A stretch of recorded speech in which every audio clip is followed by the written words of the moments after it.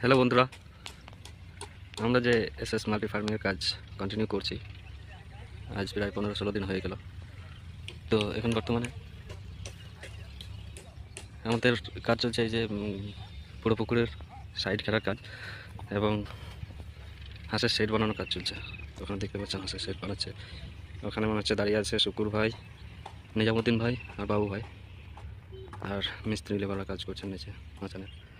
তো এই যে আমাদের পুকুর অলমোস্ট 50% জল ভরা হয়ে গেছে, আর 50% জল ভরতে বাকি আছে। তবে গতকালকে আমরা যে মাছ ছেড়েছিলাম, মনে হচ্ছে কিছু মাছ মারা গেছে। এই যে দেখতে পাচ্ছেন আপনারা সাদা সাদা, এই যে দুটো, আরও আছে ওই যে 3টে 4টে।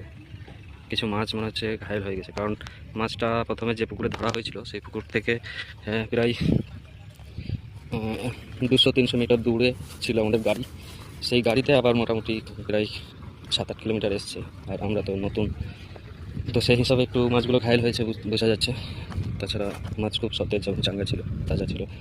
খুব কিছু মারা গেছে, 0.1% হবে হয়তো। তো যেটা হবার সেটা হবে, কিছু করার নাই। আমরা যে শশা গাছ লাগিয়েছিলাম সেই শশা গাছ আমাদের অলরেডি এসে বেরিয়ে গেছে, খুব সুন্দর লাগছে। আমরা এই পাশে কলা গাছ দিয়েছিলাম। এবার এই শশা গাছগুলোতে আমরা মাচান করবো, মাচানে শশা হবে পুরো পুকুরে বেড়ে, খুব ভালো লাগবে দেখতে। তো আজকের মতো এখানে, বাকি ভিডিও আজ যে আমরা ফাঁকা জায়গাগুলো যেগুলো আছে এগুলোতেও এখন অনেক কিছু করবো।